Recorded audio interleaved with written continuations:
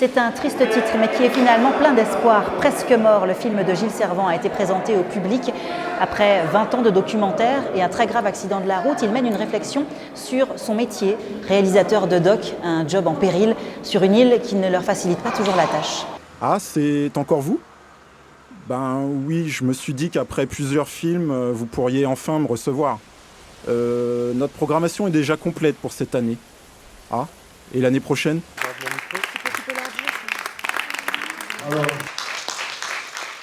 Souvent, la plupart des gens ne savent pas ce que c'est un documentaire. C'est-à-dire que moi, je fais du documentaire de création, donc c'est plutôt cinéma. Celui-là, c'est pas un documentaire télévisuel, vraiment. C'est pas un reportage, parce que souvent, il y a une confusion. Enfin, voilà. Donc, il y a tout ça qui rentre en compte quand on veut présenter son métier. Et donc, je pense que ici aussi, au niveau audiovisuel, mais je vais parler un peu de cinéma, parce que je connais, voilà.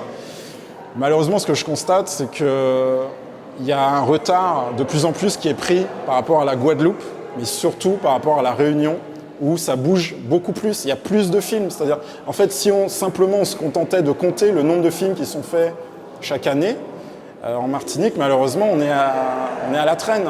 Je retiens que rien n'est jamais acquis dans le domaine artistique et audiovisuel en particulier. Je retiens qu'il faut beaucoup de persévérance.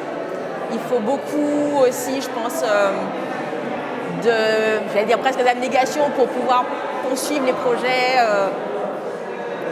limite avec sa seule volonté. Et j'ai trouvé ça très admirable. C'est vrai que ce n'est pas un métier facile, mais c'est aussi quelque chose sans le documentaire, je ne sais pas ce qu'on pourrait devenir. Donc j'en pense vraiment du bien et je le félicite pour le courage surtout d'avoir pu faire ce documentaire. C'est un réel courage. Le Ciné-Martinique Festival, ce sont des films aboutis, mais aussi des films à construire. Et pour faire un bon film, il faut un bon scénario, de belles images, de bons acteurs et de la bonne musique. Un élément capital sur lequel travaille chaque jour Dominique Légitimus. Il est venu partager son savoir en masterclass. Chut, ça commence. C'est très important d'être organisé quand vous travaillez à l'image, parce que vous devez être rapide, parce que vous avez des contraintes de temps qui sont assez fortes, parce que dans le mode de la post-prod, ça coûte de l'argent à post-prod, louer un studio, louer des techniciens.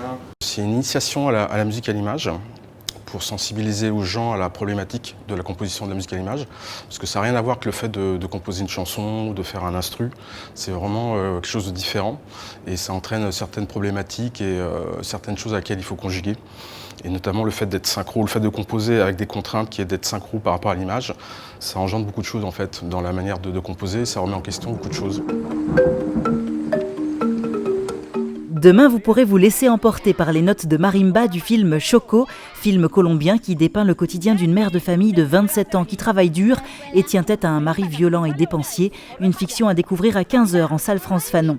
Autre rendez-vous, toujours en musique, So British. Une série anglaise composée de 6 courts-métrages animés réalisés entre 1954 et 1972, des films restaurés où l'on découvre notamment des animaux musiciens. C'est à 16h à Madiana, un bonheur de 40 minutes pour les petits et les grands, car le cinéma n'a pas d'âge.